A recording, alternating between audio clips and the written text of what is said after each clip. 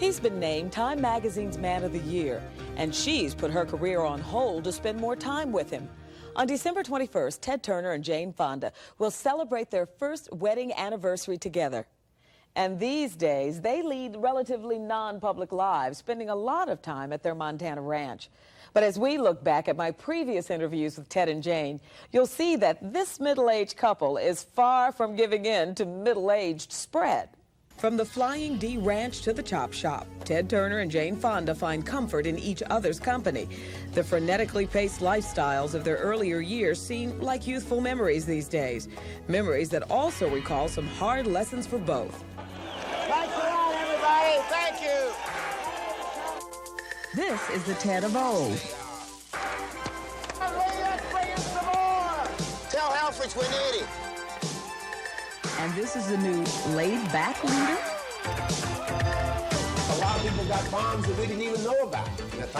God, that's all we needed, you know, was more bombs. The Russians like Japanese cameras and VCRs just as much as we do. You know, if you don't threaten anybody, you don't need weapons. The mouth of the South may have mellowed a touch, but no moss is growing in the shadow of Ted Turner. He still paces when standing, talks fast and frantic and free of notes, and still finds a childlike glee in cheating the odds. His first calculated risk came in '76, when he boldly beamed a UHF Atlanta TV signal to the rest of the country. The move was revolutionary for the industry. It was a windfall for Ted Turner.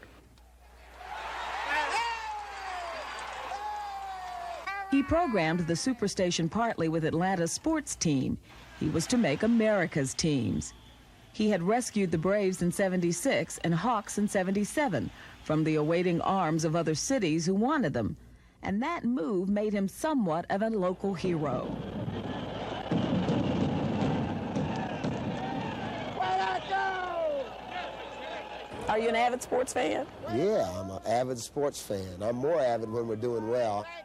3 years after the team purchases another brainstorm, 24-hour news. From Turner Broadcasting System, this is the Headline News Network. What drives you? I mean, you have energy just spouting out of you. Not really. Not really. I mean, that's just the public Ted Turner. I mean, I get tired. I just, but I do have energy. There's no question about it. Everything you've touched has turned to silver and gold of late. No, that's not true. Okay, so where are your failures?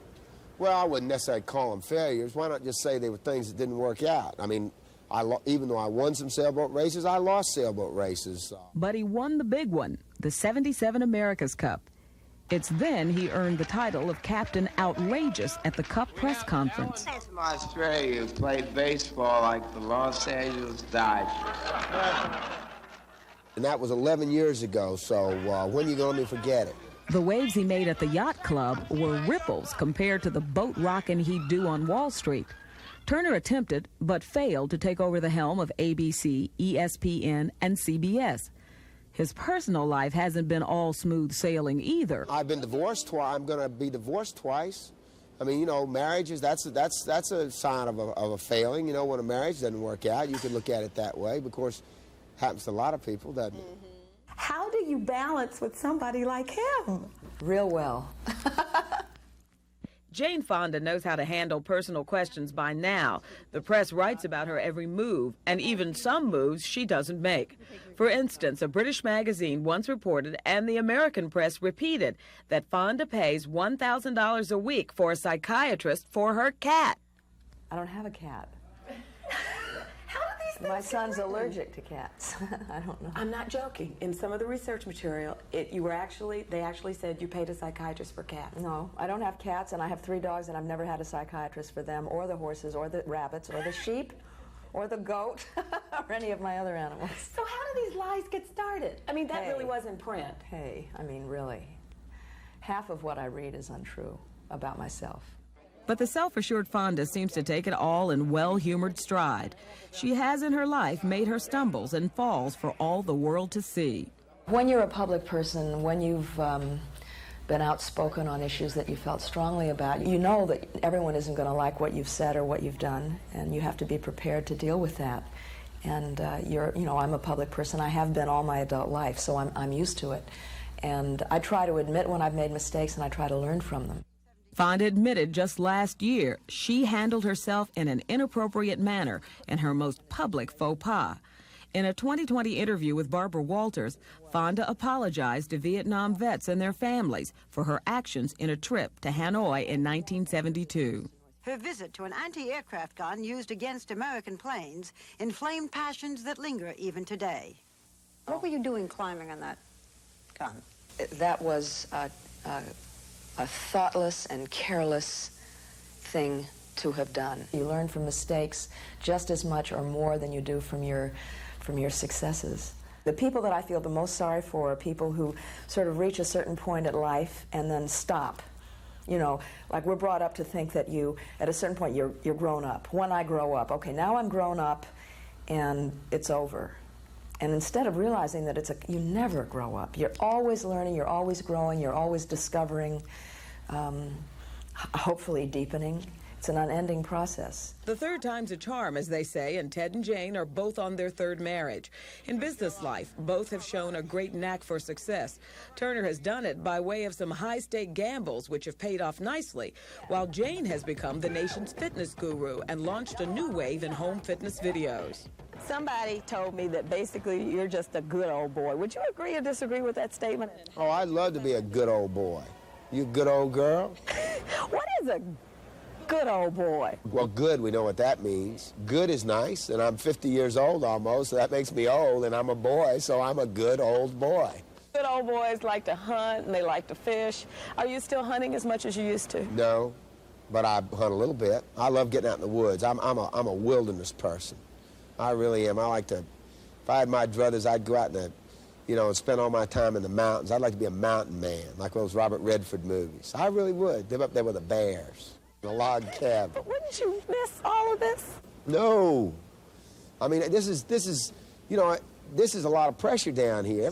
The pressure these days comes from the weight of the company's debit sheet.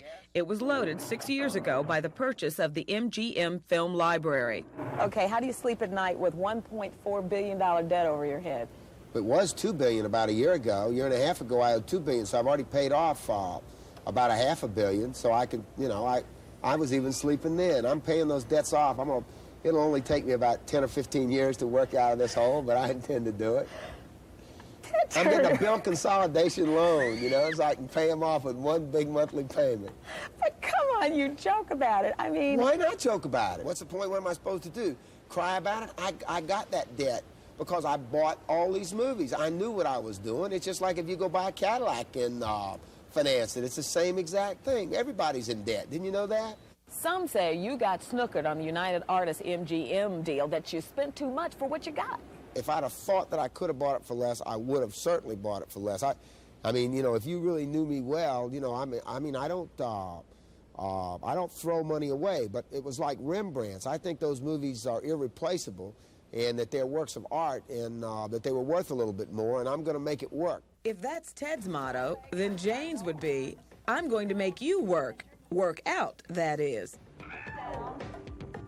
Her exercise studios and aerobic tapes were first intended to raise funds for her ex-husband Tom Hayden's political group and their social concerns. Turning it into a business was as a way to raise money to support environmental causes and things like that. 10 years and 5.5 million units of videotape later, her 12-tape series has broken numerous home video records.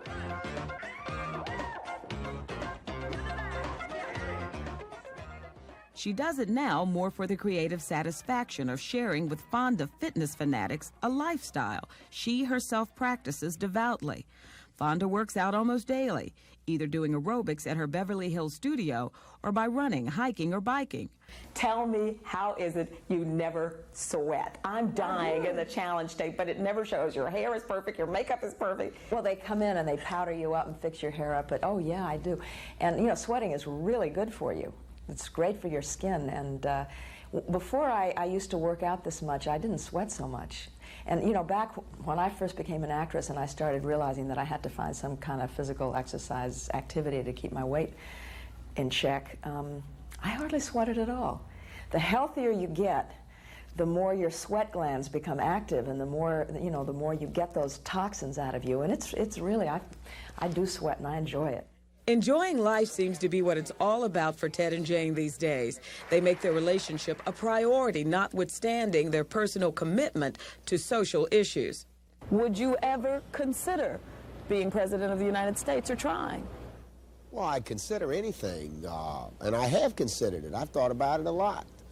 But once again, that's a big challenge. That's a big challenge, and it requires a lot of knowledge.